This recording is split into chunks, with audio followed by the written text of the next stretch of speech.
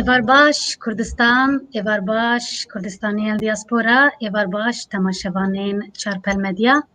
Hûn bi xêr hatin bernameya Panorama Heftê. Temaşevanên hêja bernameya xwe îro ez ê bi du hevkarên me bi rê ve bibim. Yek ji wan birêz Dr. Ali Dogan که او جی برنامه نودم و دوران ده چارپل مدیا برای بده بین بخیراتی پرز نافخیره دادید ام دو بیجن خیر لبی لبلا نافخیره دادیدی بی ساقی یه دیم برز انور یلماز او جی برنامه ویر و واته ده چارپل مدیا ده برای بده بی تجی بخیراتی سپاس نافخیره دابی سلاوین گر gelek spas serçava em bi hevdûrê sernivîsên vê heftiyê bi hevdûrê şîrove bikin binirxînin ez hêvîdarim em demeke têrotuje û germ bi hevdûrê derbas kin temaşevanên hêja meha adarê meha bûyerên dîroka Kurdistanê tije bûyerên dîroka Kurdistanê ye yek jê ji xwe 21 adarê Newroza me ya pîroz e li beriya wê 16 adarê jana me ya giran tevkijiya Helepçe ye hin bûyerên din ez dixwazim wan jî parve bikim peymana otonomiya Başûrê Kurdistanê ya 11 adarê 1907 gelek serhildan di meha adarê dibûnin serhildana koçgirî, serhildana Dêrsimê, serhildana Bedirxanbek her wiha di heyva adarê de gelek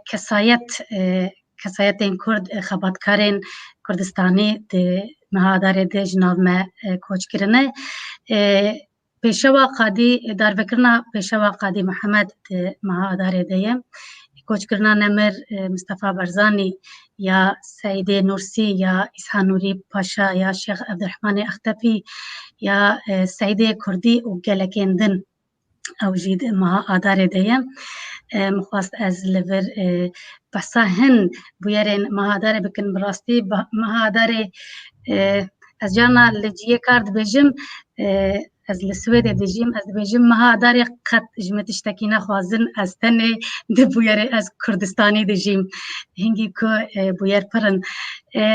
ya din vê heftiyê heştê adarê hat roja jinên navneteviya cîhanê hat bibîranîn me di Çarpel Medya de bernameyek çêkir ez û hevkara me evîn dihan jinên hêja qedirbilind bûn mêvanê me li wir gelek peyam hatin gotin li ser rewşa jinê li ser rewşa jina Kurd li ser jina Kurd di civaka Kurd û Kurdistaniyê de gelek peyam hatin gotin ez dixwazim peyamekê ku di bîra min ma bi were parve bikim bi rêz Şükriye Biradost behs kir got ku civata Kurd hîn bûye jinê bi rengê ku wan hilbijartiye di civaka Kurd bibînin em divê jin û civak guhan û çavan fêr bikin jinê di rengên din jî de bibînin jinê di nav siyasetê bibînin jinê di nav karên ku ji bo mêr çav ji bo mêr dibînin li wir jî bibînin got em bi hevdû re rengê çavê civatê biguherînin mixwast ez vêya werpar ve bikim ku vê heftiyê heştê adarê di bernama Çerpelmedya de bû. Her wiha salvegera serhildana 12 adarê ya 2004 ya li Rojavayê Kurdistanê rû dabû ew jî hate bibîranîn. Temaşevanê hêja mixwast ez tenê hinek tiştên vê mehê û vê heftiyê bêjim. Em bi hevdû re binerin ka sernivîsê me yî rojeva me ya îro çi ye em temaşe bikin û em destbernama xwe bikin.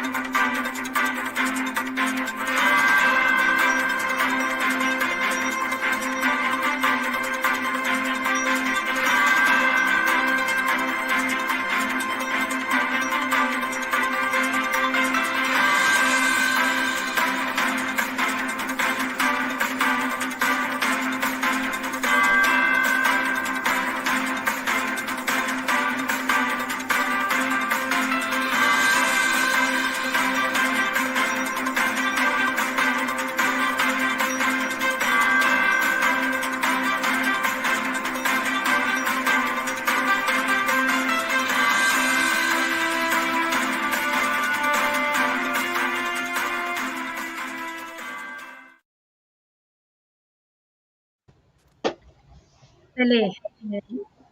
mijara me ya yekem li ser bêguman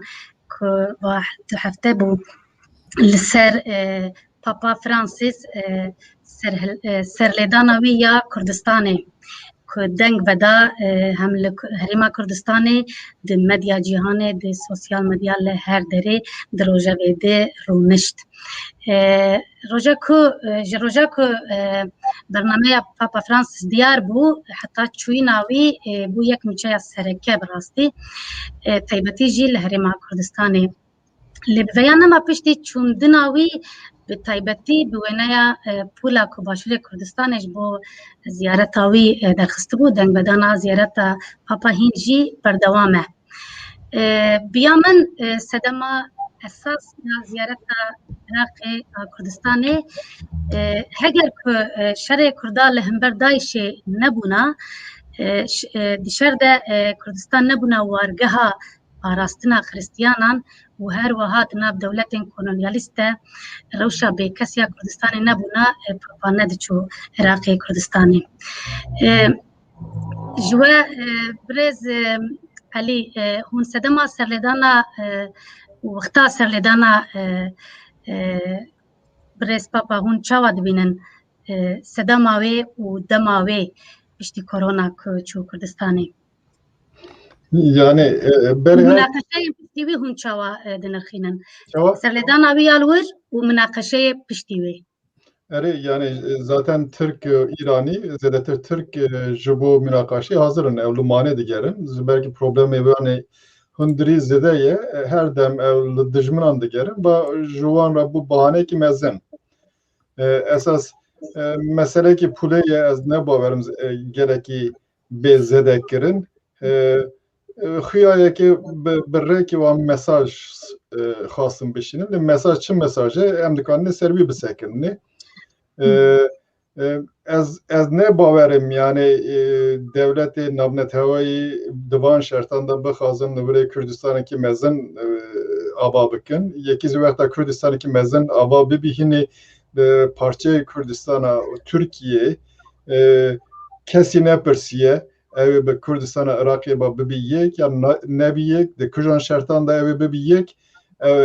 bi her şertê de merov nikarî tiştekî yek yedinê dixwazê bike gerek ew ji bo wan tiştanan referandum bibî nizam tişmiş yedinê piştê wî yani em ji wî tiştê pir dûrnê bes ji ber ki Türkiye pir derketiye wekî ji hîzayê da derketiye her çiqas endamê NATO'ye bi Çinê ba bi Rusyayê ba da Rûdinî radibî li hember NATO'yê hindik tiştan dike ji ber wî ez dibêjim her kesan belkî navî da Amerîka yedinan jî hebî bi îrade wan bi pul xastin tirsê Mahne bû. derxin holê bikin aktualize bikin daviye mümkün e ev nav devletê Türkiye'de bibi sebebi hine münakaşan em baştir ev bikine ya viya bikine em ji dur Amerika NATO mekevine ji mera ve deme xatere ev yek ihtimali ki ihtimala dine yani من دو وقتا وکر از راست وطن پارتیسی هاتم وان تشمش دیدنی دوگوتن و داویه ممکنه امریکا بخوازی ناوین خب ایرانی با باشتر بکه به چه ریه اگر وک آلترناتیو شییتی که دنیو در کبی هوری جبه که شییتیا عراقی سیستانی نرمتره دخوازی به وک روجابا وازی kar bike zaten Şiiti bi serxe neziktirî Hristiyantiye ve wexta bi Sünnîtiyê bide berhevde. Ji vekî Suudi Arabistan yek temsilciye Sünnîtiye Suudi Arabistanê ye yedinêzî Türkiye'ye merov dizanî ev gavan navjin nay guhertin ji ber vê eger mintiqê guhertinik bibî mümkün e vanan bên بریا ویا اگر ام نرمتر ببین او دکاری تاثیر سر ایرانی زبکه دکاری ایرانی زبکشینی وکی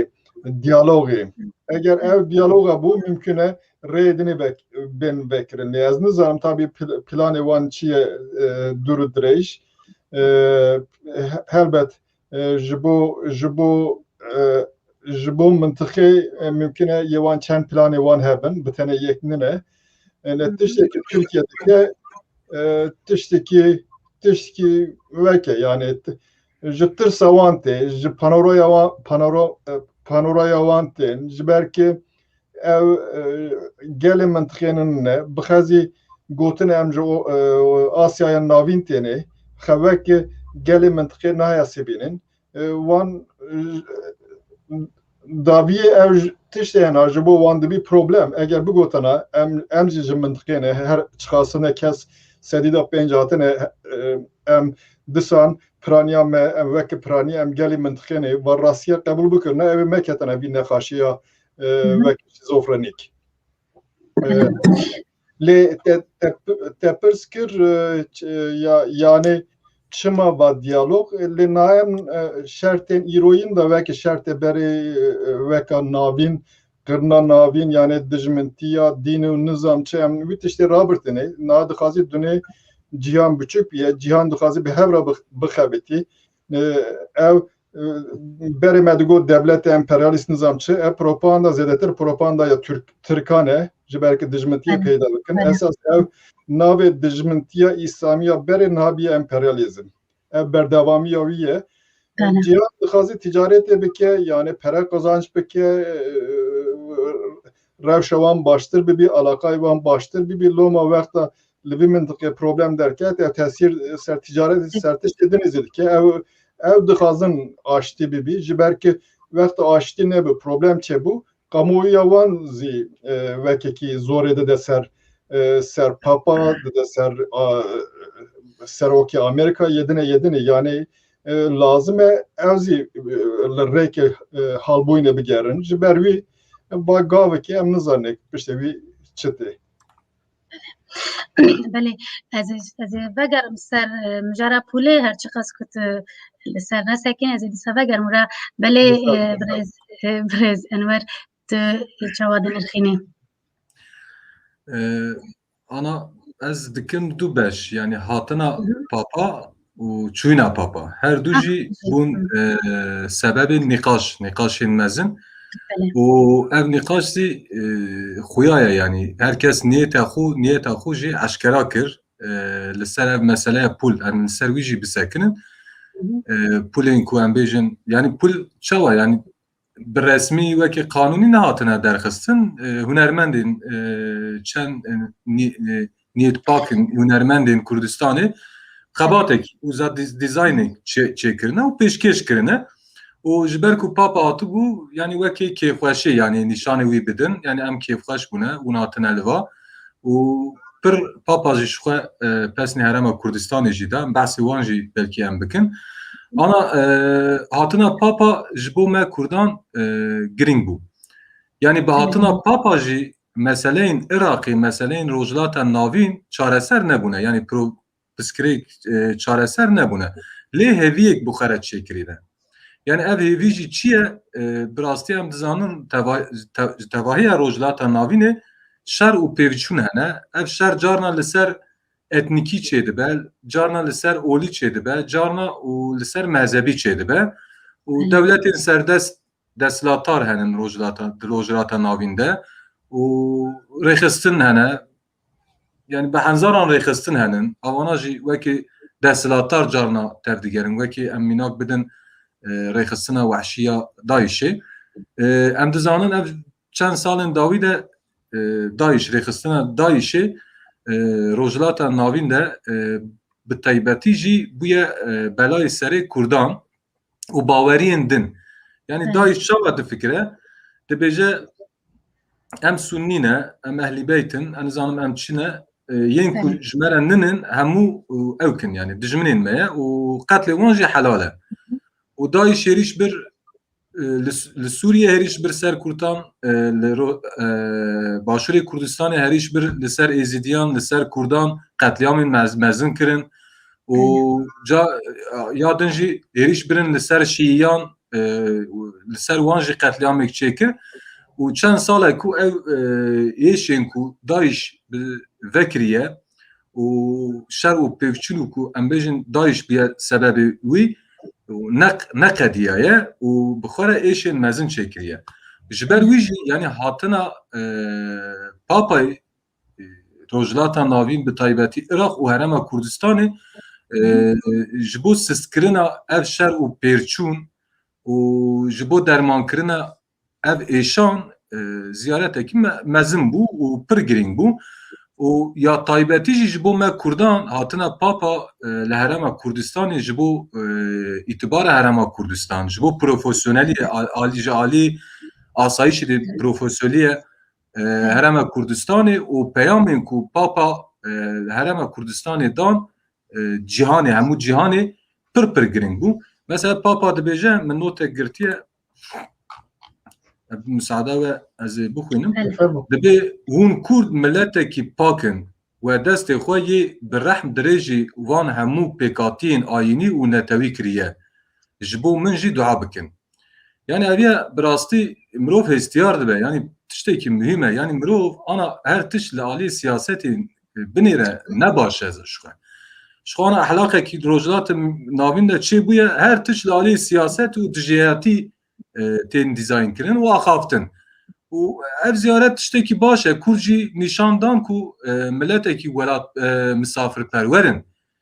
yani ne dijminê kesîne ev ya papa jî zane hemû xristiyanên ku li rojhilatê navîn û dinyayê dijîn hemû jî dizanin yani ana caran em ez bixwe jî difikirim yani ez tarîxê ana te behs kir te got mehe adarê ji bo me Kurdan ما کی گرینگه هم شخصیت مزون دناو مره چونه هم تاریخ مره دروکا مره سرهلدان مزون دست بکرنه اف سرهلدان جبو چه دست بکرنه یعنی مگوتیه ام آخا کسی بگرن ام کسی بکشن ام نحقی بکن نه ما گوتیه ام دو خوازن لسر آخا خواه ام آزاد بجین yani ین کویی اره ام اویا دو خوازن جبو وجه جبو avanaji icab kiriye me şerji kiriye icab kiriye me peymanji çekiriye o li ser me qetliamên jenosîtên mezin jî çêbûne yani eviya jî eşkereye her çiqa jî dünya hêla jî qabûl nekiriye çavê xwe girtiye lê ev rastî jî ye yani em Kurd ji ber ku me pir neheqî dîtiye ji ber ku me pir zilim dîtiye em naxwazin heqê kesî vexwin em naxwazin heqê azadiya kesî em milleteke yan jî baweriyek yan jî olek em asteng bikin û ji ber wî jî em azadiya xwe dixwazin em dixwazin mesela em azad bin ev dewlet dibe otonomi dibe, tiştên federatif dibe ferq nake. Lê em dikarin xwe îdare jî bikin. Yani ana Herêma Kurdistan eviya jî ispat kir. Yani bi rastî wek dewletê tevgî hereket kir û eviya jî yani ji bo pêşeroja me pir ji bo me pir tiştekî giring bû. Ya din jî Herêma Kurdistanê destpêkê şerê navbera Daeş yên hêzên din de şerê navbera Daeş û Kurdan de destpêke heta niha li hemberê gelên Xristiyan hembaza xwe vekiriye em bêjin Xwedê derketiye ana li Iraqê yani nêzî 2 milyon Xristiyanan eviya ne hijmareke biçûk e. Piraniya wan koçê Herêma ji bo ewlehiya xwe koçê Herêma Kurdistanê kiriye. Eviya Papa jî zane, dinya jî zane. Yani îro eger ku Daeş têk çûye hêza Daişê kêm bûye ev bi saya Kurdan bûye. Hem li Rojavayê Kurdistanê hem li Herêma Kurdistanê. Mesela em dinêrin Daeş en zêde Kurdan re herîş kiriye û Kurdan bi hemberê Daişê qehremaniyekî mezin nîşan daye ji ber wî jî Kurdan hem şerê xwe kiriye li hemberê Daişê yan jî hêzanê din û hem jî baweriyên din parastine. Hem li Rojavayê Kurdistanê hem Herêma Kurdistanê. û ji bo wî jî yani hatina Daişê hatina biborîna hatina Birêz Papa ji bo me pir giring bû hem pêşwaziya Daişê pir tiştekî xweş bû em hemû pêkê xweş bûn û ji me de hêvî çêkir û hem peyamên Papa û ya din jî ev meseleya pûl tiştekî sembolîk bû lê piştî wî ev nîqaşên ku derketin dîsa nîşanê me dan ku dijminê Kurdan zindî ne. Yani mejiyê wan hişmendiyê wan li hemberê Kurdan zindî ne. Ev zindîbûn çi ye? Ev dijayetî zindiye devam dike. Yani îro ji xwe dewletên dagirker em bêjin wekî İran, Tirkiye û Sûriye û Iraqê hindik bejî me şikandiye yani Kurd xwedê otonomiyekî ne em bêjin wekî federal xwe îdare dikin lê dixwazin bibin dewlet jî. Ev ye proseseke ev devam jî dike û ev dewletana hemû bertek nîşan da hemû reaksiyon nîşan da. Yani yek dibe eviya skandal e. İran dibe en zanim çi ye, Tirkiye dibêje en zanim çi ye. Yani tehemmûla nexşa Kurdistanê nakin. Tehemmûl nakin ki Kurd li sahnê dinyayê de wekî milletek serbilind cî bigirin.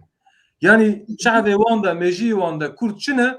Yani Kurd feqîr e, Kurd en zanim çi ye, Kurd gerekî nebe Xwedê tiştê, kes bila Kurda ziyaret nekin. Ev ji gorê xwe heqlî ne. Çawa heqlî ne? Ger ku Kurd werin qebûl kirin, statuya Kurdan were qebûl kirin,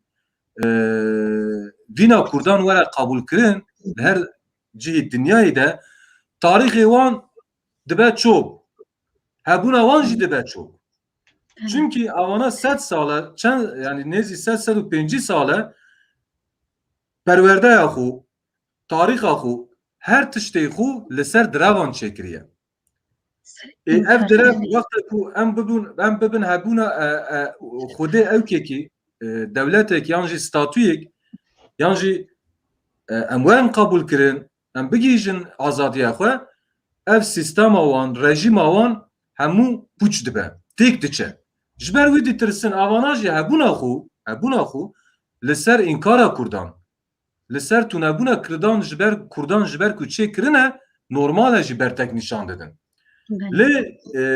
yani berteka wan çawa gel ku em bêjin bi resmî pûlek hatiye çêkirin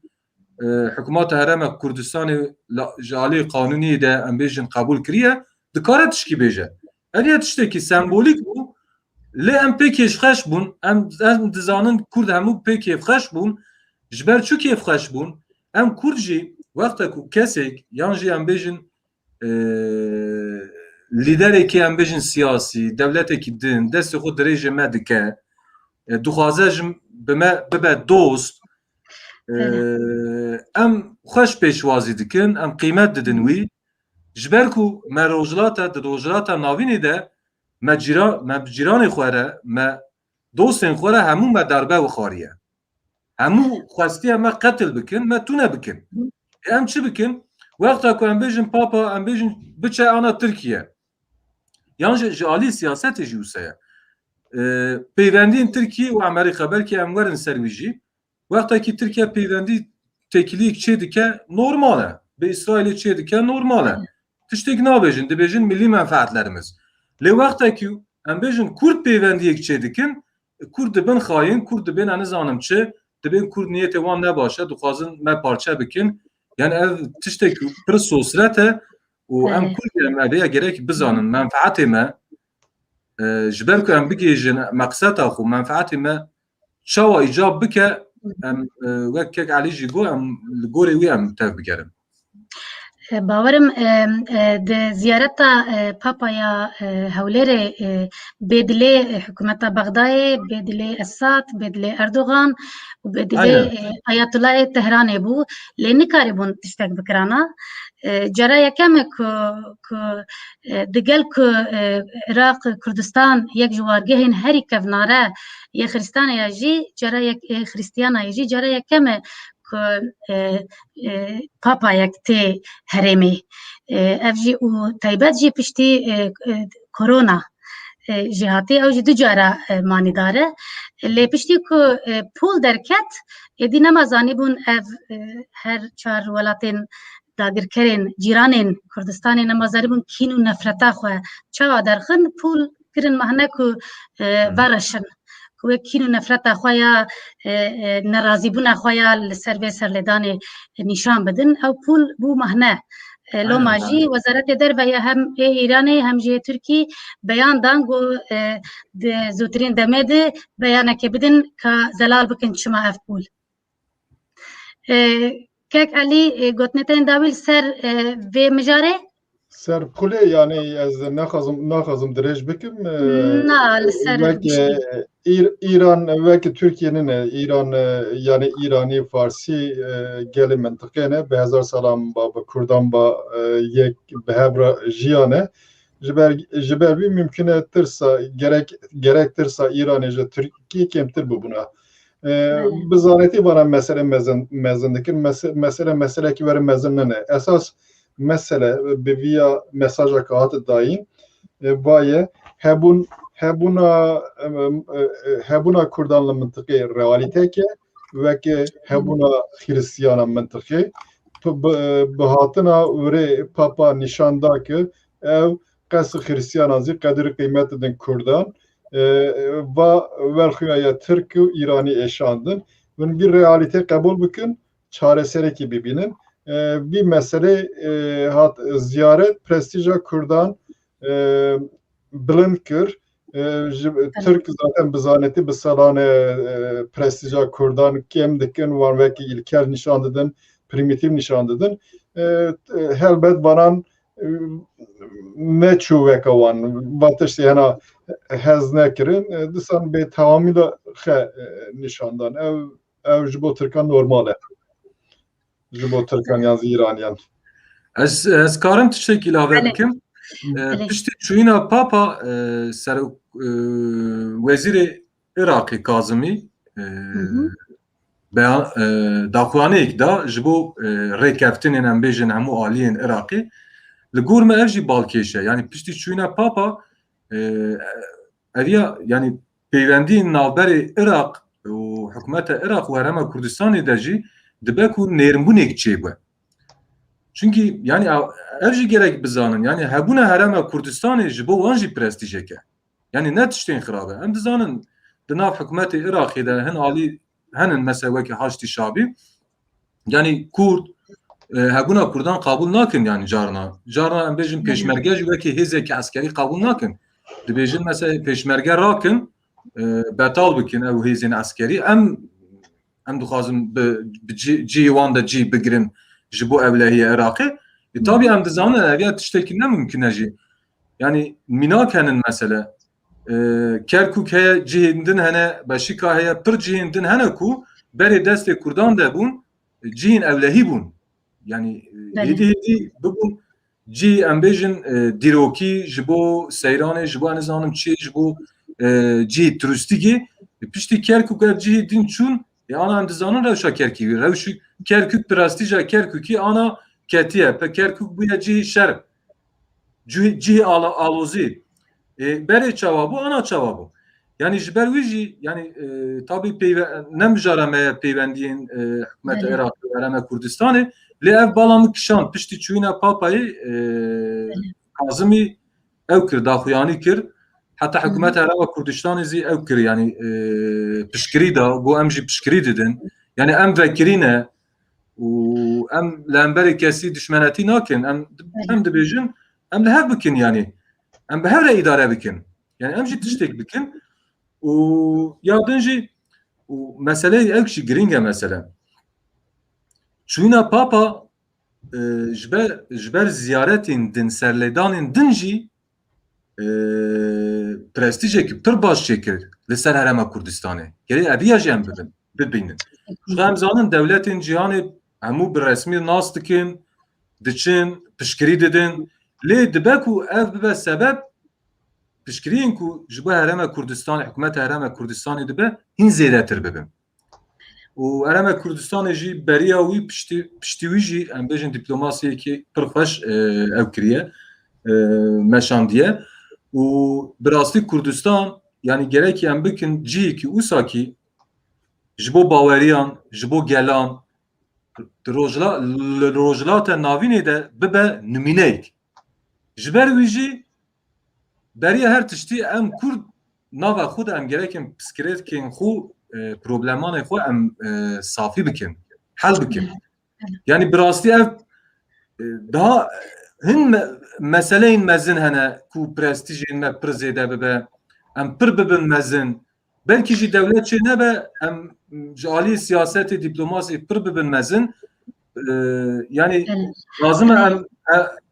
em daha fireh bisekinin bifikirin lê em çi dikin piskirêkên navxwe yên me ji me re astengiyên mezin derdixin serlêdana ev serlêdana Papa Francis bi rastî em bihêvîne û ez bawerim wê tesîrek erênî li siyaseta me ya navxweyî jî bikim ez di wê baweriyê de me ez dixwazim bi gotinek ku min di sosyal medya de ya xanimekê di Facebooka xwe di par vekiribû vê mijarê bi dawî bînim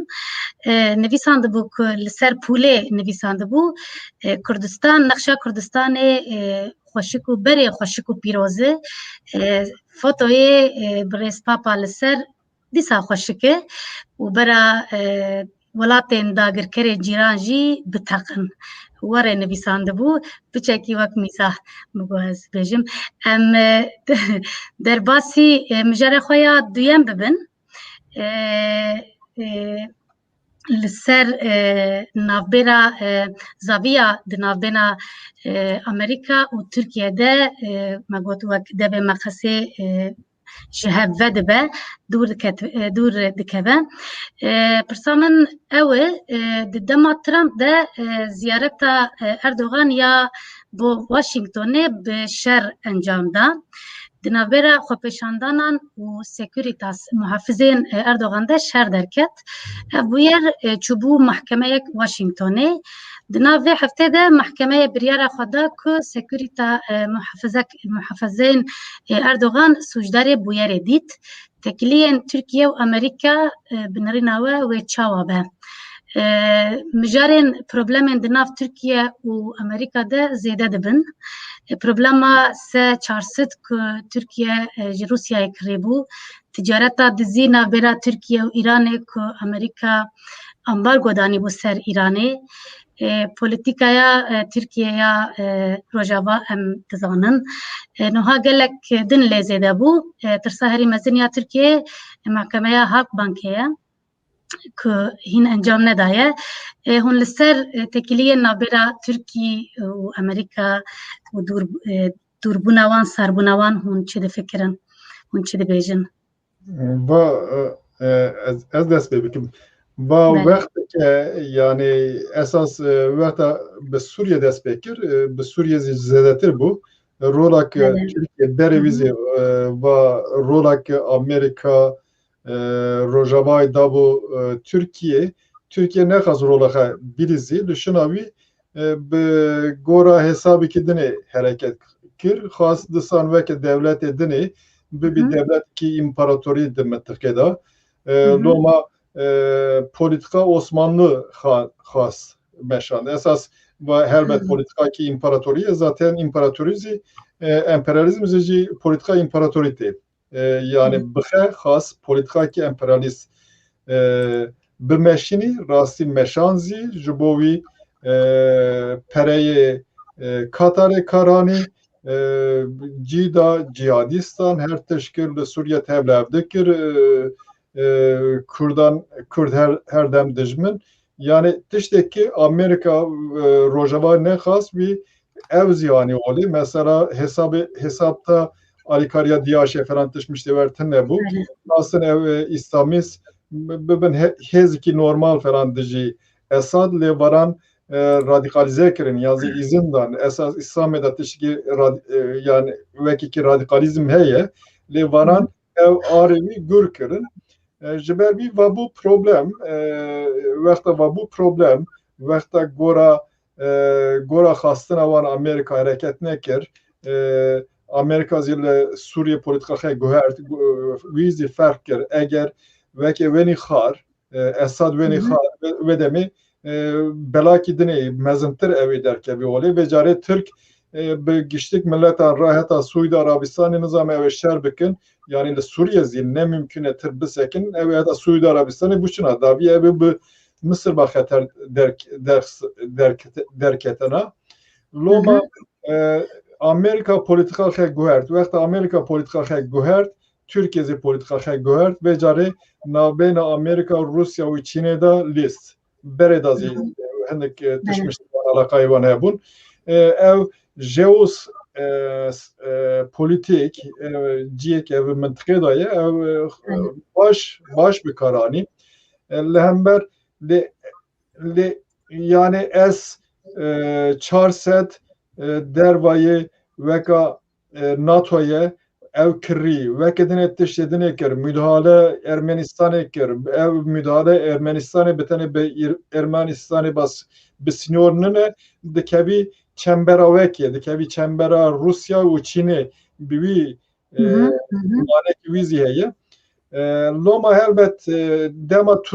Trump da vekta Trump bantışlanan didit rapor zidadanvi ez baverim Trump lehemberbiya rüşvet digert digot hakesa Türkan ziyev nas dikir wan lehemberbiya rüşvet da mesele ver haldı buldi demokrat her çıkas varan yek heziki Amerika'ne veki wan cudaye politika wan değeri wan yani teşekkür baverin ev cudaye loma bana mesela da dereki Prenses Suudi Arabistan'ı da rapor eşkere kirin. Dereki Türkiye'de azı evi politika ki dini bimeşinin ev dixazın Türkiye disan ve vere hizayı. Naxazın aliki da Türkiye bitirsinin durbexinin aliki da dixazın ev bir kişinin hizayı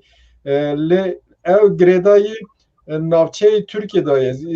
navçeyi Türkiye'de az baverim yani politikaya Amerika politikaki vay bekri diji Türkiye her bikim nizam tışmıştı vertinle ev dixazın guartinik bir guartinik aştiyane nav Türkiye'de ana ve kavançiye investing yani evi çi bixazın bikin CHP'ye HDP'ye nizam için bir avayı guartinik içe bikin nav Türkiye'de heneki bir kişinin beyla mümküne ve demeda Bekriniksi mesela Kürdü Bekriniksi bibi az bejim politika ki vaad meşinin le ev heneki gredayı cepha İran'ye ev cepha İran'da çı bibi peşketinik evi bibi yan mebi goravi evet işten eyar bakın yani her tişteyi her gave cariki da navjın ne mümkün cariki da bavjın zi her çıkas ev devleti mezin zi gredayı şart zurufe mıntıkine ji ber ez gora wî plan dikin, carcaran plan tên guhertin falan, ew ê berdewam bike. Ka em ê bibînin ew ê çi bibe. Belê spas. Birêz Enwer, tu çi dibêjî li ser vê sarbûnê ya jî dûrketinê? Yani çend roberê İbrahim Kalın heye berdevkê ew kê sere Komariyê Tirkiye ew dipirsin dibêjin hanî we bi îdareya nû ya Amerîka ew çêkirine yani têkiliyek çêbûne Joe Biden Erdoğan geriye ya ne falan. Ew jî yani pişkî sar gola êdî ne geriye ya hatta ana ne geriye ya yani Ne gerek? he yani em dixwazin bir qet negere jî yani sarbûn heye bi rastî kek Elî jî got pir meseleyên rojhilatên navîn hene û Tirkiye jî di nav wî de ye aktûrekî mühim e û ji bo me Kurdan jî Tirkiye siyaseta Tirkiye mühim e em bêjin rejima Tirkiye yan jî yên ku Tirkiye îdare dikin îşmendiyê wan pir mühim in çünkü Tirkiye li her derê Kurdistanê de her parçeyê Kurdistanê de dijatiya Kurdan dike li herêma Kurdistanê Rojhilatê Kurdistanê Rojavayê Kurdistanê û Bakurê Kurdistanê di nav aktoran yên ku dewletên dagirkerên ku em bêjin dijmenetiya Kurdan dikin aktorekî serekî ye li gor me û ji bo wî jî yani têkiliyên navbera Tirkiye û Amerîka ji bo me pir giring e Amerîka jî di rojhatan ya navîn de aktorekî em bêjin serekî ye û mühim e jî û mesela em dizanin em bi ew kire dest pê bikin ew meseleya Washingtonê ew parazvanên Erdoganî xwe pêşandanekî em bêjin li hember wan çêbûn û tundiya wan şîdeta wan jî wan ku em bêjin li ser protestokeran de çêbû û gelek bû sebebên şîrove û rojevê de jî pir man wî demê ana em dinêrin bi hatina îdareya Biden û li hemberê Tirkiye helwesta Amerîka pir guherî ye li gor min ev guhertin stratejîk e taktîk e yani ev tiştekî cuda ye yani ev ye em gerekî bibînin wext lazim e ji bo wî lê ana halê hazir de tiştekî û Joe Biden û îdareya wî li ser lojirata navîn dixwazin bikin pir cuda ne û tiştên ku Trump dikir pir cuda bû yani wek kek Elî Doğan jî got yani tiştên pir bê ehlaqî yani ruşwet pere Trump mirovkî ew bû yani tüccar bû müteahhit bû Mukayese nabin Trump û Biden mukayese nabin yani mirovekî em bêjin nijadperest bû mesela li hemberê em bêjin Müslümanan li hemberê baweriyên din li hemberê koçberan 4-5 sal yani Amerîka pir xirab îdare kir û çûyîna Trump jî ji xwe medît yani ew ka kongre ew mijara kongre yani Amerîka pişkiye bi rastî yani rezîl bû yani Rusya bile ew kir yani henekê xwe bi Amerîka kir yani got nizanin em şermezar dikin falan bêvan halê hazir de gelên Amerîka û Amerîka Trumpla xeras bûn yani Trump çû û Biden ew mesele piştî hatina Biden ez dubare jî dikim pir biryar pir tişt heye ku guheriye li hemberê Tirkiye pir guheriye eviya jî îdareya Erdogan û rejima Tirkiye pir ditirsîne yani ana pir tirs ketiye nava wan ku çünkü plan û proje wan bi Trump re hebû yani li ser Rojavayê Kurdistanê em bêjin dîsa Bakurê Kurdistanê de em dizanin yani halê Kurdan yani Kurd nikarin ne siyaset bikin ne çapemenî de dengê xwe derxin rejimekî otorîter hatiye çêkirin Trump heta ana li hemberê wî tiştek nekir tiştek negot yani bi hev re em bêjin ruşvet dibe ew tiştên din dibe ew kirin yani hevalbend bûn lê ana ez bawer nakim wî saetî de pê Tirkiye û Amerîka hevalbend bûn ev ne mümkün e ya din jî Amerîka dixwaze yani li gorê me dixwaze prestija ku em bêjin Trump çêkiri bû li hemberê dinya û bi taybetî ji rojhilatê navîn ev prestij rast bike yani. Piştî rast bike ev ya jî dê wext bigire. Çünkü dema Trump te em bêjin yani ez bawer nakim Amerika li hemberê Rusya jî em bêjin siyasetê ku em bêjin ew kir yani xurt kir. Nekir jî. Bir kes jî dibêjin mesela û Trump û Putin yani Vladimir Putin ew jî hevalbend bûn yani hani ew ki tiştek xuya dike şer dikin lê binî de dibên hevalbend bûn. û ya din jî ez texmîn dikim hem Amerika li hemberê Tirkiye hem li hemberê Rusya û îtifaka ku Tirkiye ketiye nav di têkoşibe qebûl neke û Tirkiye ya din jî ya mühim jî Tirkiye û rejima Erdogan dê çawa berdin. Ev jî mühim e. Me dî kesên popülîst, otoriter, teokrat yani ber nadin. Bi hilbijartinê jî ber nadin. Ana Tirkiye jî em bêjin îro mesela anket çê dibe em bêjin Erdogan kim xuya dike? Sibê di sibê Erdogan 20 saleke Tirkiyede rejimekî otoriter çêkiriye. Yani kesên ku sedî çil, sedî pêncî deng didin wî bûne wekî militan. Baweriyê din re nefret dikin. Gelên din re nefret dikin. û evana dê çawa berdin eviya jî tiştekî din e û ez wisa difikirim ku îşê Tirkiye pir zor e. İşê Tirkiye pir zor e û Amerîka zî stratejiya xwe li hemberê Tirkiye guhertiye û em kur jî gere bifikirin. Em çawa îstîfade, em çawa eviya re îstîfade bikin. Yani ji bo me yani qusêr nenêdirin mesela em ana li Tirkiye dijin em Kurdistanê dijin Bakurê Kurdistanê wexta ku em behsa Erdogan em dikin em mecbûr em dîqat dikin yani. Yani du roj sê roj berê 15 kes hatiye girtin. Yani kesên ku Erdogan rehne kiriye seyan kes ji bo wan da'wa hatiye kirin. Yani ne tenê eviya ye. Rewşa aborî pir xirab e. Yani çend ro berê sê ro berê ji bo karekî paxişî neh kes digirin û 6000 kes serrêdan kirine. Di nav wan de 1500 kes û mezûnê üniversite ne. Yani mekteb xendiye.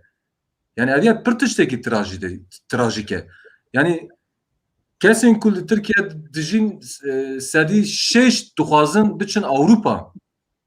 û kesên ku kêfxweşin sedî 20 kesê ku ne kêfxweşin sedî 8 ne. Şixe ev karaktera rejimên otokratik in. Yani ana İranê jî tu dinêrîn eyniye, Tirkiye jî eyniye. Yani eviya jî ji bo me Kurdan heta ana me êş kişandiye, heta ana zulm û zordarî çêbûye lê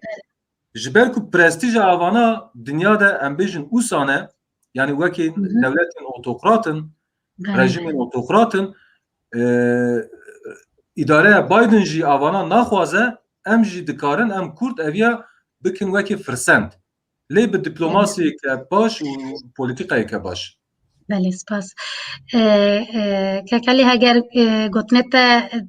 yêdawî hebin yana em herin mijara xwe ya belê. Min navê Enver got dereqê Trump da ez bila dilê min wekî doma qezîkî ez bibêjim wek Trump otoriter bû li dunê dünyayê cîhanê dixa sîstemek otoriterî ava bibî loma bi kesên otoriter wa rûdiniş hevalbendî dikir bes sîstema wî nekanî sîstema Amerîkayê binî de biguhernî loma ev tek çû yek ev e yedinê zî pir jîr bû şampiyonu derawan bû heta niha min kesekî werê derewçîn nedît yani heta vê salê min wek serokvezîr binî da serî da heta binî derev dikir. Yani binêrîna te hem Amerîka hem dünya jê xelas bû. Yani Amerika yekeke peşkiriye dikir piraniya wan karkerê Amerikayê ne yani yekeke peşkiriya demokratan dikin wek ez karkertinim piranî karkerin vazî misyona karkeran nîşan dide yani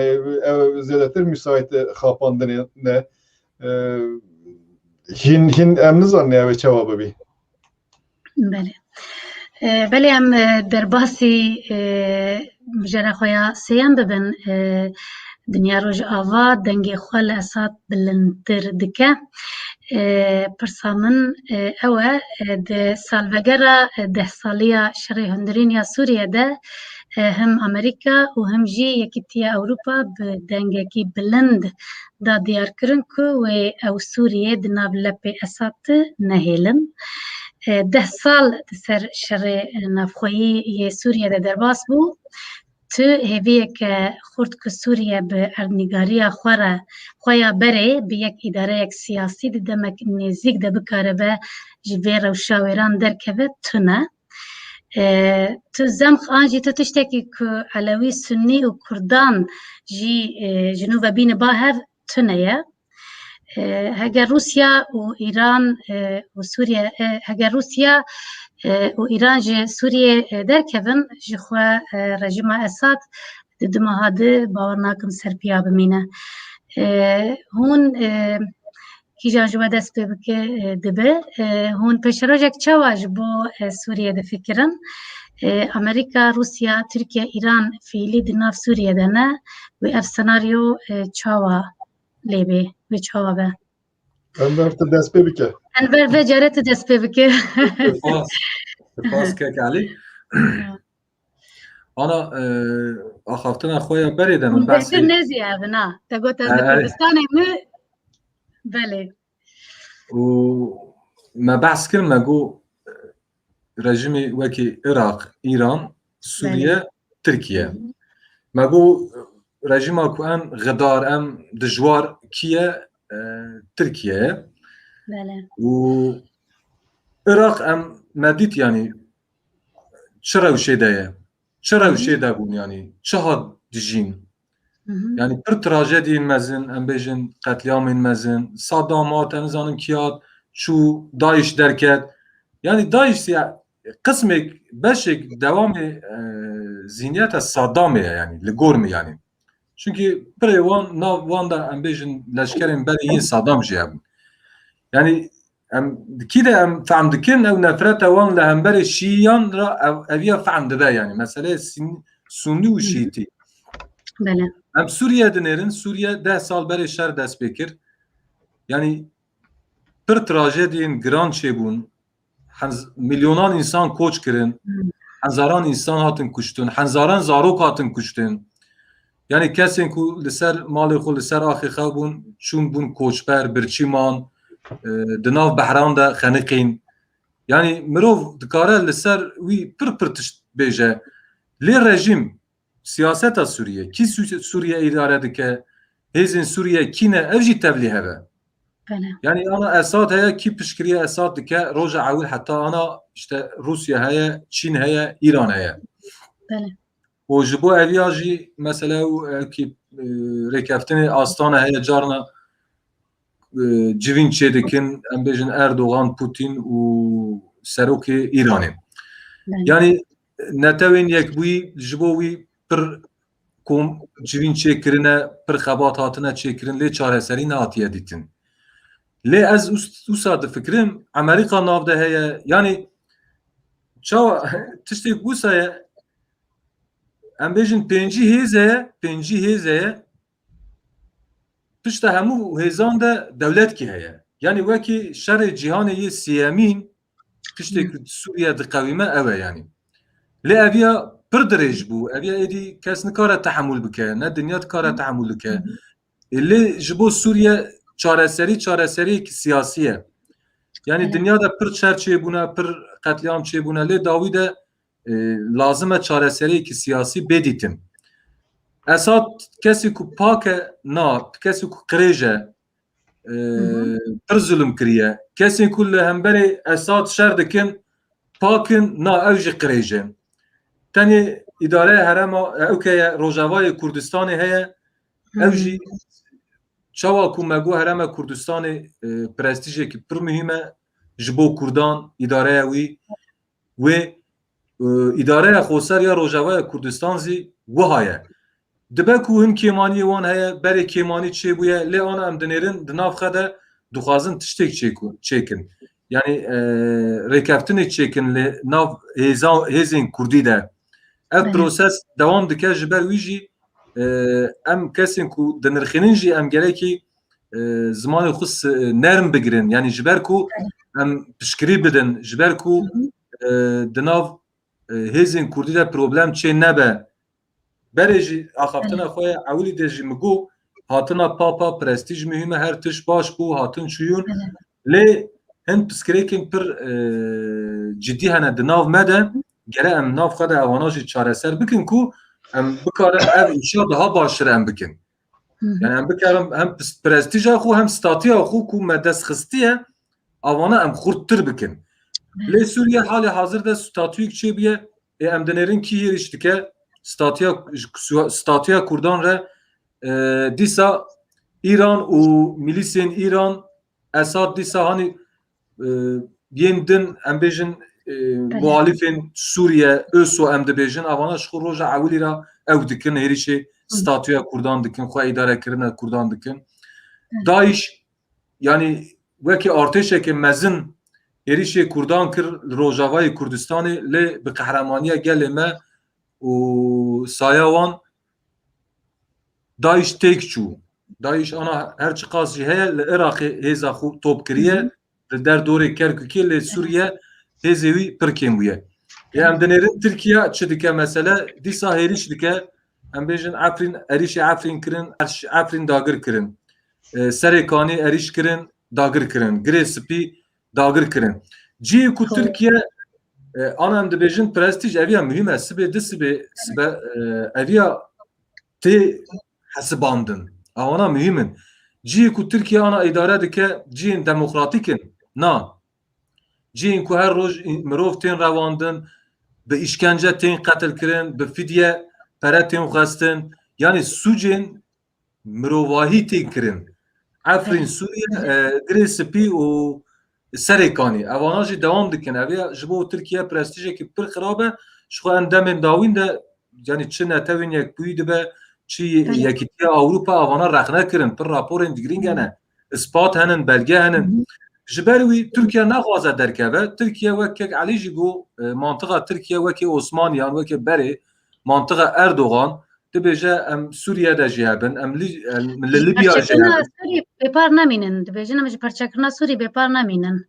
Wekî din jî naxwaze Yani dixwazin rolekî bigirin, rolek bigirin, perçeyek bigirin û niyeta wan ya esasî jî astenkirina Kurdan e.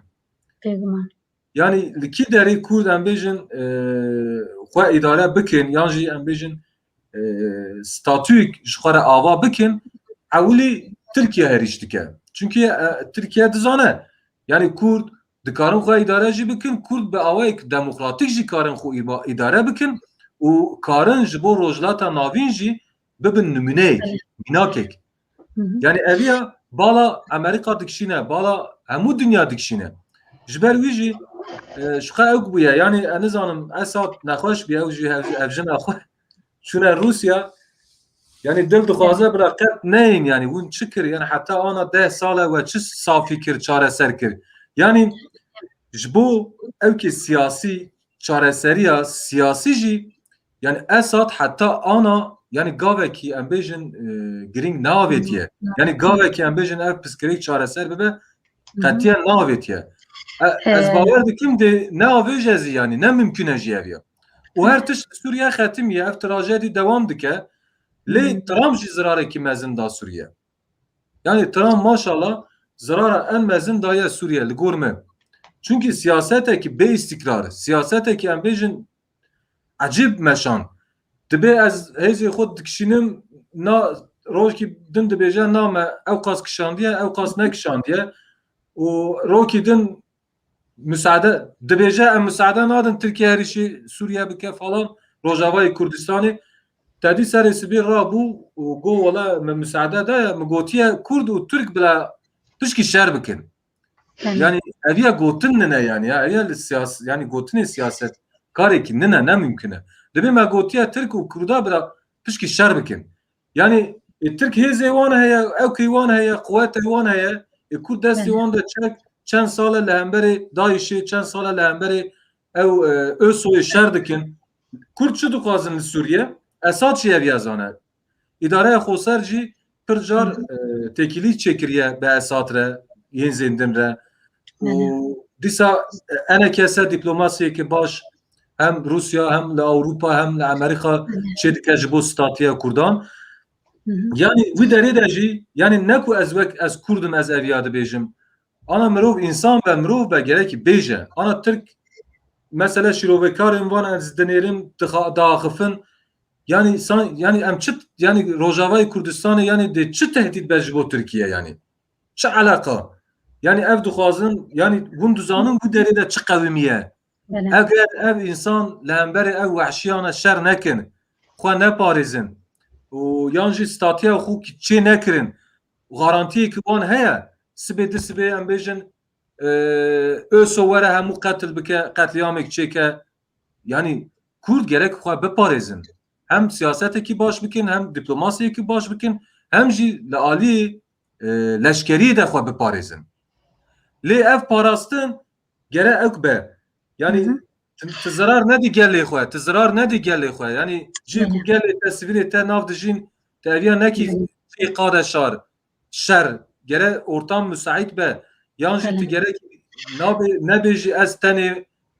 wekî zihniyetê tek yani yekî em îdare bikin eviya jî nemimkün e em gere demokrat bin hemû rengî me hebin hemû partiyê me di nav de cî bigirin fikrê xwe bêjin rexne bikin ku em bibin mînak û numîne Belê gelek spas Birezenwer di civîneke Parlamentoya Ewropa de berpirsê bilindiyê Yekîtiya Ewropayê polîtîka kar û barê derve û polîtîka parastinê Josep Borrell dadiyar kirin ku wê ambargoya wan ya li ser rejîma Sûriyê wê dom bike û gotin ku pêşeroja Esad li Sûriyê tune kek Elî Suriye naha yani hem aliki da Suriye'ye aliki da Suriye tine ve kek envergot yani Esad buna Esad ve hebuni ki ciddi ne Suriye heze herimezin heze ki karar eder Rusya'ya dervayvi İran heye Nabena İran û Rusya da zî rekabeteye ji ber vî mesela Rusya icazê daye İsraîlê ki hêzê İranê bixinin Rusya müdahale nake ekonomiya Sûriye tiştek nemaye ev bi piştgiriya İranê bi alîkariya İranê dimeşî nizam Rusya çiqas alîkarê dike li wexta Rusya alîkarê dike li hember wî zêdetir tiştan dixwazî anaha şuna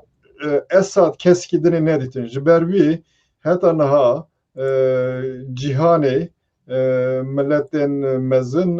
devletên mezin xwastin ji ber ki problemekî dinê dermekevî xwastin Esad li ser bisekînî lê wan xwastin çareserekî bibînin daviyê piştê prosesê derbazekî merhaleyekî nî bibin daviyê Esad ra bibêjin îstifa bike Naha problem zedetir, esas zedetir problem nabena Rusya, İran, Amerika û Türkiye'de ye. Eğer evlihev ben ve deme Esad kare rojkiye. Rastî karê rojkiye ev bixwazin îstifa bikin. Niha nikarin çareseriye bikin bibînin. Yani eğer her tiştê qebûl bikin, bibin fermo were em wekê çêbikinî bişine helbijartinê mümkün e vanek alîgirê Türkiye'ne mümkün e tiştî cihadîst wenin ser. Ji ber ki taraftarê wan aliyê nüfusê da zêdetirin. Ev tiştiyana çawa hal bibî. Ferxiyeta yani em hindik tiştan da gerek ferxiyet bikine nabênê Suriye rastî berê dema Esadê mezin da diktatörü bu yek parti sistem ki yek parti bu. Lê aliyê dinê da alîkî wî dinê hebu mesela li hember Kurdan her çiqas herkê mafê Kurdan hatı bu bin pêkirin jî li wirê li hember Kurdan siyasetekî nermtir dimeşandin mesela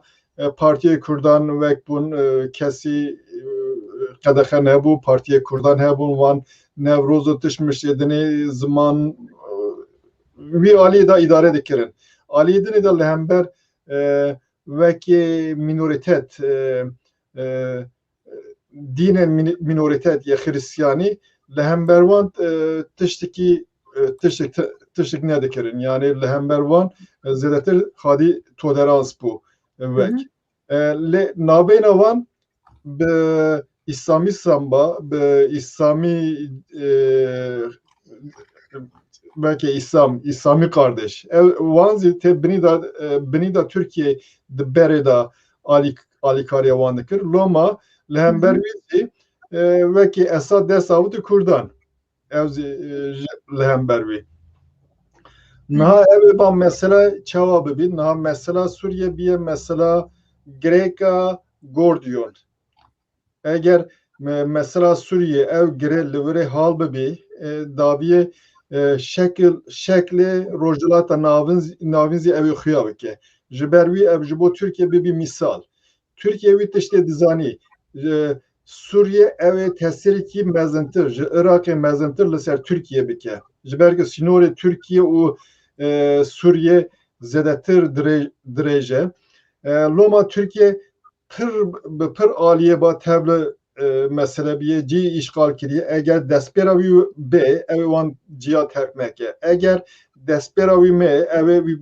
teke kozki bazariye çidike mesela Esad radıbeji yani Suriye radıbeji baş emdikarne bala vekini teşkimede Kurdan yek bazariye ve daviye eğer teşik desperavi me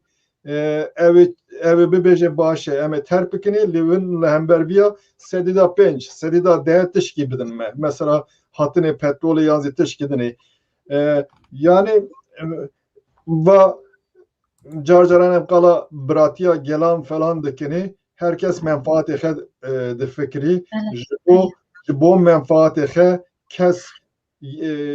kes her tişedike yani gele Suriye çı Sünni çı ne Sünni fark et ki mezun ye Türkiye batın ne ya aliye dini bazı fark ettinler bir rasti bir veki ki pre erzan kuştun avan te kabul kırın navit işte da zedetir Türkiye'zi heye ve bir şekilde külere emni zanne emka binerne evet eğer nermayı nabere İran'e veki da çebu Irak'e rol ki mezintir eğer girt mümkün elle verezi henektiş bibin lennaha yaxra nabena Rusya o Amerika zedetir tujdibi ermentxezi tesirdeki belki nav Türkiye'de nizam evet nav Türkiye'de çu göhertin bibi giştek greda avantajlanan mümkün henektiş bibin lehevatına Kurdan hatta medxas lehev ben lehev naatın helbet herkes dibin dici hember Esad Kurdan bu cihadistan başıma yektine kirin ya cihadist hezki demokratine ki yani minimum tişki mero buvanra biketine ve rojakete bir cihadistan ba vekir jin keçete eve biçin serihe girebidin yani vitişte mesela bak Kurdeme ki vitişte de Pariz'in vitişte kabul dikin beri seri jinihe girebidin evet ki ona gene kesene çünkü vitujiye dikin daviye vitişte bixazın eğer bu vitişte lehember jin hanım exenakin çımalı herkedine dixazın ve demek Bele rasta. evet mekteber ki dine avet car kevir avetin başı pevistici bele gelek ispas em derbasi sermijara xoya em derbasi mijara xoya çarem bibin veya behtir kek Ali vejmar şirove bike serjmara census li Britanya Kurd binave netawa xwe ve qeyd bikin û temsilkariya Kurdên diasporayê em beriya ku dest bi mijara xwe bikin em li vîdeoyekê bi hevdûr temaşe bikin li ser vê mijarê heger ku vîdeoya me hazir be amade be İsa di 21 Adarê de روجا نوروزی لإنجلترا گشتجمار هي يعني سنسوس بتركي دبجين جنال صغير اف سنسوس گشتجمار her 10 sala cari çekme. Dvorda dbesha nasname da gelek mühim eko em Kurd dvorda nasnama xwe weke Kurd binivîsînin. Yani dbesha national identity da dibêje em dvorda Kurdiş binivîsînin. Dbesha ethnicity da dibê em Kurdiş binivîsînin. Dbesha olê da bawermendiya me باوریه me چیه؟ همه دورده اولا خو یعنی دینا خو بنفسینه. ev ji bo me Kurda gelek mühime divê em jî weke Kurd divê civatê de werin temsîl kirin. Ku em nasnama xwe nenivîsînin, wê demê em nikarin ji heqê vî welatê mafdar bibin. Dema em diçin nexweşxana, dema em zimanê Kurdî de xwaz dikin ji mektebê. Divirda ku istatistik tunebe çend Kurd li İngiltere'ye heye wê demê em nikanin heqê xwe bixwazin. Ji bo wî gelek mühim e divê em nasnama xwe weke Kurd binivîsînin. Di 21 mehê de me miryarî internetê li ser internetê tije bikin di sensus di giştejmarê an jî di 21 de ew ê weke name were li ser kaxizê tije bikin. Tika dikim ji we nasnama xwe têda weke Kurd Kurdiş binivîsînin. Spas. بله جی سپاس دکم بو وی ویدیوی بو وی کمپانیای ککالی بریتانیا تو جی بریتانیای از پرسش تبکم اف کمپانیا کرده بریتانیا بکرنه کمپانیا که پیروزه تو وی کمپانیای چاوا دنرخینه و هر وها گلو مروف نکاره وی کمپانیای لهمو روجاوای اوروپا برفرح بکه دناف کردستانیان ده وقت زانه کرد دیاسپورا لسر یعنی کردی باکور لسر ترکی و یه روجلات لسر ایرانی و یه روجاوا لسر سوری و یه دن لسر عراقی تین قید کرن لسر ویا نکار ویا برفرحتر بکه لدیاسپورای لوچید بیجی هنکی جمر بحث بکه اره نا فرق بریتانیا و فرق ولات edine mesela Almanya her çıkaz federasyon ezi baran civatki homojenen giştik Almanın Britanya'yı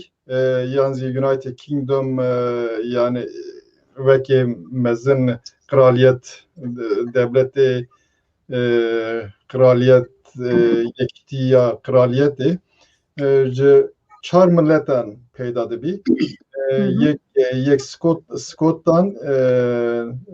yedine işte bak Galler'de bejin dervay ve İngiltere yeksi İrlanda'ya veki Bakur baran çar milletin yevanan her çaran parlamentoya heye tabi mafevan her yeki cüdatere zedetir Skoti mafevan zedeye vekta bixazın prani xadi prani bin dikarin devleti ki serbuxezi ava bikin cari çun referandumu biser neketin nekanin prani bigirin cibervi tesira hebuyna wan tesira veki millet navi yekti da cidigirin tesir de sertiş ediniz dedik ki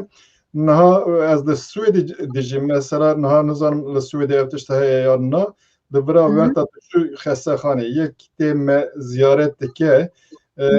mecbur da vekta ki kariki yani form ki yaptırıcıdikin etnisitavite vekirin işaret kirin jiber ki برای استاتستیک دخازم دنابینا ملت فرقیت هاتیه کرن یا نه هاتیه کرن وی تشته درخن ortaya. جبو یکویه وی تشته دخازم بکار بینن. لوما bazı parça ki juvane her daha salanda carete kirin az baverim caradını vekta hatı bu kirin nay biramız ve kasizede aktualize ne bu nav navmeda yanzi nav gelê Kurdistan û Tirkiyeyê ve de mi eğer min tijî kiriye muhakkak Kurdiş nivîsan diye nanayî bîra min tabii. Vê carê ji ber ke Alevi Federasyonu zêdetir aktif bû, cara pêşin zî Alevîtî weke ol weke din qebûl kirin, loma wan zêde propaganda kir, gotin min muhakkak biya işaret bikir. Ev tiştêna neticeyê de nav Kurdan da zî wek bû, popüler bû. Mesela ji ber ku wan wek nekir, yani wekta qala Alevîtiyê kirin, piraniya wan endamê wan zêdetir Kurdin, min rex nekir ve çima qala Kurdî zî nekiriye ve çima derheqê wî da zî yani alternatifî wa hene, rastî zî wan bi tenê qala Alevîtiyê kir, yekî zî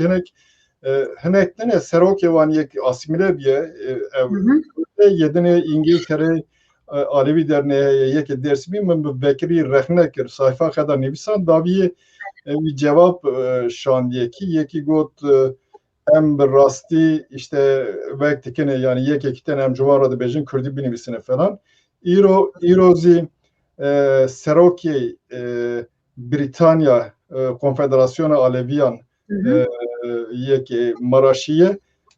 wî ji min reşand veka sebahatê nîşanda ji min reşandı bû serê ev nabê jî qala Aleviyan nake. Min got baş ev nake ez dikim li wirê mesela din da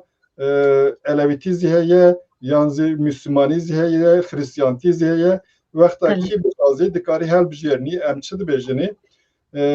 win eger çi ne win xe çi dibînin gora wî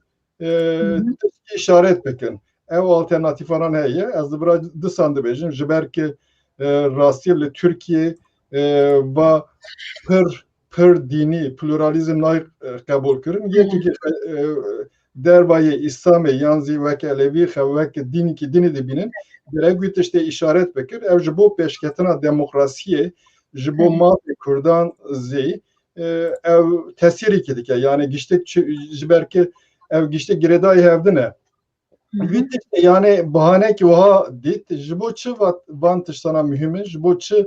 millet di ser disekînin ji ber ki wexta van îstatîstîkanan hebû gora wî millet dikarî daxwaz bike ji bütçeyê pere bigirî.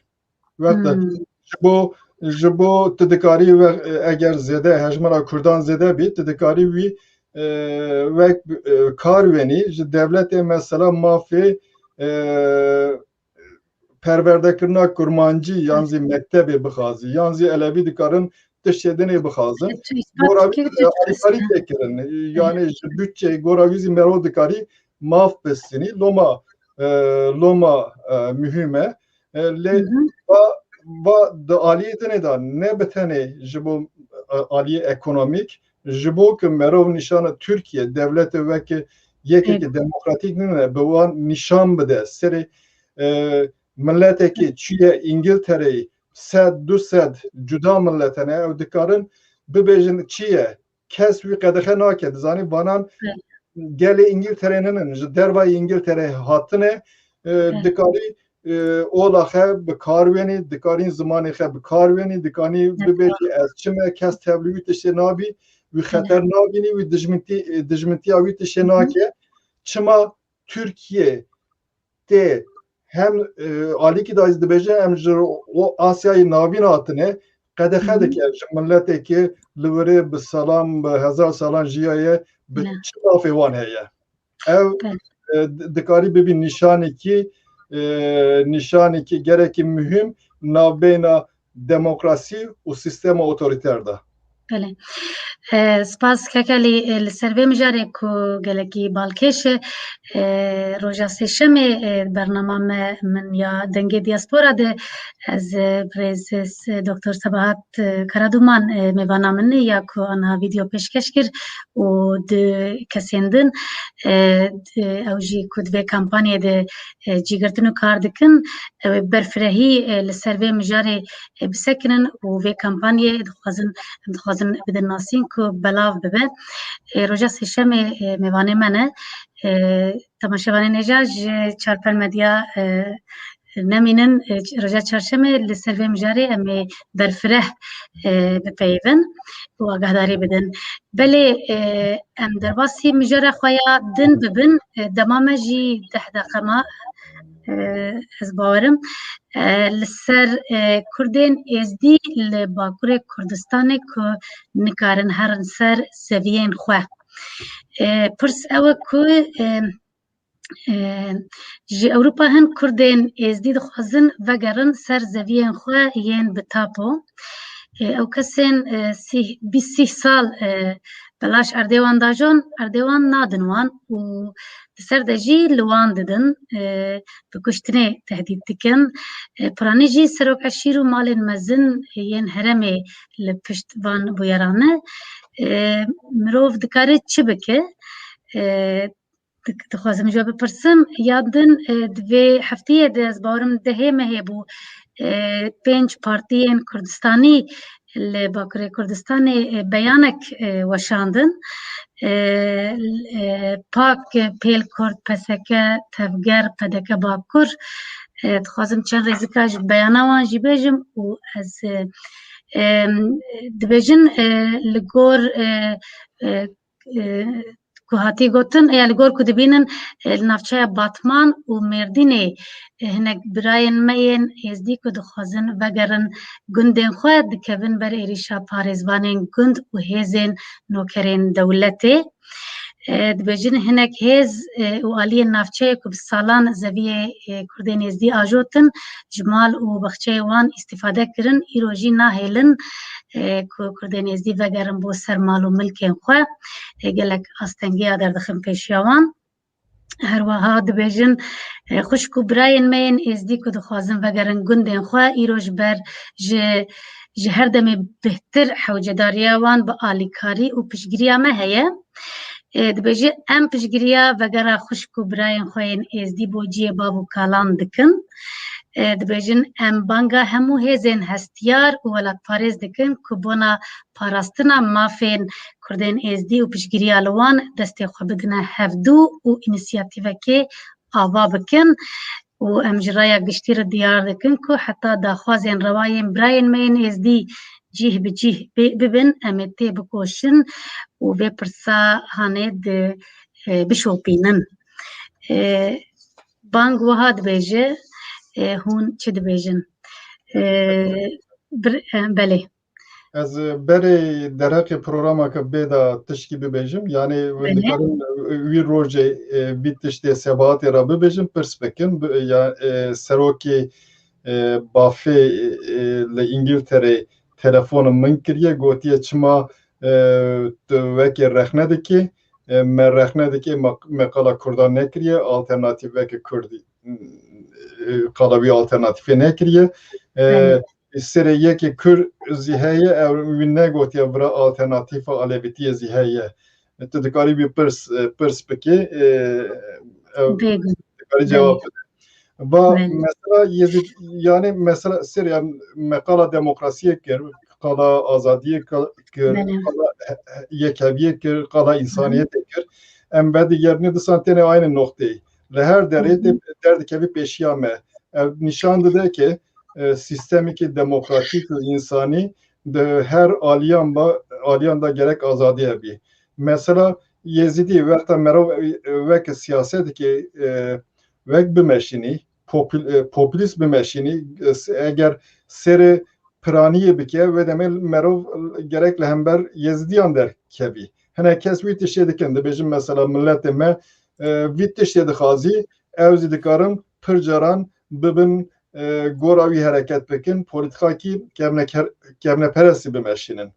Halbuki vanan çi dibin bila bibin, hejmara wan çi dibî bila bibî, mafê însanî wek hene, wek bingehîn hene. Çi sebeb dibî bila bibî, mafê kesê tune, mafê civateke minoritetên wan mafê wan binîngan bike. Loma ez rastî pîroz dikim ev hêzekê piştgirî dane vî tiştê însanî, ev serbilindî ye. Gotina min var ye. بله بله برزنور تو چی دبیجی؟ خو وقت amajî kinma بله ana mesele ki dirêje yani beriya wî jî ev êriş çend car hatin kirin men jî li ser çapemenî me şopand yani pir eyb û şermekî mezin e yani berê jî min got hani ji bo statuya xwe ji bo prestîja xwe em xwe ek dikin yani em dixebitin hem de aliyê rojnamegerî hem de aliyê siyasetî pir tiştên kirin lê em di nav xwe de em rastî wan tiştan tên yani ev tişt jî pir sebebê xwe hene yani sebeb hem ji aliyê dînî û mezhebî re ew dikin di nav me de yani tenê êzîdiyên me hene yani başka pir wisa baweriyên me zêde tune Sunnî, Elewî û êzîdiyên me hene û em dinêrin ev sê bawerî jî di nav xwe de piskirêk dijîn mesele. Sebeb kî ye? Sebeb kesî ku em bêjin ana Bakurê Kurdistanê dewleta Tirkiye ye. Kesên ku heta niha êrişên Elewiyan kiriye, kesên ku heta niha êrişê Kurdan êzîdiyan kirine dewlet wan parastiye, teşvîq kiriye. Çünkü mejiya rejima Tirkiye ji xwe nedemokratîk e. Pir carna mejiyekî faşîst e. Ji ber wî jî bi yek ew dike yani tekçîtî dike. Tekçîtê wan çi ye? Li alî etnîkî re dibe Tirk, herkes Tirk e. Heta ana gotin Kurd tune, ana dibe Kurd hene lê ew tune, heqê wan tune. Em didin lê em hindik didin îdare bikin, dengê xwe nekin. Yani wek Tirkî dibêjin Osmanlî oyunlarî wisa tişkî dikin. Di aliyê bawerî de jî ev bi taybetî 20 salên dawî de yani berê wî jî ew demara Sunnîtî heye em dizanin. Yani evî ana dewleta Tirkiye'de bûye tiştekî fermî. Olekî fermî yani. Ew 20 salê dawî de eviye bûye olekî fermî. Wekê Diyanet em karin mesela nûmîne bidin û avana her derî de pere xerc dikin dinêrî mesela bütçe tê barkirin en zêde pere didin Diyanetê tamam baş e camî çê dikin ew xwe însan lê ji bo baweriyên din ew nakin yani tiştek xerc nakin yan jî xwedê wan derk nakevin yan jî dixwazin bila ev welat terk bikin bila biçin yani eviye bi dil re dixwazin ana em demên dawî de ana em Diyarbekirê ne em dibînin yani her tişt ber çavê me de ye îro hevalkî got Enver berê ew hebûn ev şêx mêxên sexte hebûn Tirkî wek dibêjin üfürükçü terî televizyonê de falan pir bûn yani avana got çi bûn avana Filman de hene na ana li Tirkiye avana nemaye ji ber çi hemû bûne kadrolî hemû ketine îş yani êdî îcab nake biçin millet bixapînin yani êdî kadrolîne heqeten her derî me ya tamam bila bikin bila bibin kadrolî lê baweriyên din bila çi bikin yani ji xwe çend êzîdî malbatên êzîdî maye li ser erdê Bakurê Kurdistanê dixwazin avana zî tune bikin bi destê cerlezvanan carna dikin bi destê em bêjin serokên wek te got serokên eşîran carna dikin li carna li ser mafya yani eviya jî heye pir nakeve roja mafya dikin mesela diçin pere didin dibêjin here eviya ev bike lêxe em nizanim çi bike yani çavê bila bitirse pere didin mesela derdê wan çi ye dibêjin ne em ev bawerî dixwazin eviya dijeyetî ki xirab e yani ya lê wisa nabe lê ji me re ew ne lazim e eviya em gerek eviya re em xilas bin ji me re demokrasî lazim e ji me re wekhevî lazim e yani eviya nebû îro tu serdestî quweta te heye hêza te heye kesên din re dikî sibê di sibê ger demokrasî tune be kesên din jî ji te re bike eviya wisa dor e yani eviya em gerekî terk bikin lê partiyên me yên siyasî ku Bakurê Kurdistanê fealiyet dikin ew beyanata ew kê daxuyaniya 5 partî mühim e ev bila bibe gavek lê ev gerek daha fireh bibe tenê li ser partiyan ne saziyên sivîl pir hene li ser pir tişt dibêjin lê mijar dibêje dibe ew mesele êzîdî heqeretin ku wan re dibe mixabin pir bêdengî heye lê em gerek piştgirî bidin ku yani bila ew jî bitirsin bila bêjin ya ev ya ne evana ne bêxudî ne gerek ev hîs em bidin wan demê ma jî nema bixebin gelek spaz birastî gelek spaz belê kekelî من گوت ji Tirkan re biye derd ne ji ber ki hejmara Tirkan hejmara Yezdiyan ji bo Tirkan probleme lê ji bo ku kitaba wana bimbarek bi Kurdiye loma Tirkan re biye derd ew dixwazin hêv avî tiştê bigirin em divê hişmendiya ku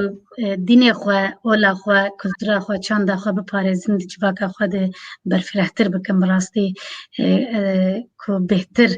qîmetê hevdû zanibin gelek spaz em hêdî em hatin dawiya bername xwe ez spasiya we her diya dikim gelek spas ji bo hevkariya we ji bo ku hûn beşdarî panorama heftê bûn em negihaştin hemû mijarê xwe biqedînin ya jî bînin rojevê lê ancak dema me qediya ez spasiya we dikim birêz Enwer ji Kurdistanê her hebî mal ava bê û kek Elî ji Brîtanya destxweş mal ava be ji bo şîroveyên we gelekî spas di karûbarê we di serkeftinê dixwazim tiştê ku hûn dixwazin gelekî spas ji bo we dema we xweş temaşevanên hêja em hatin dawiya bernameya xwe panorama heftê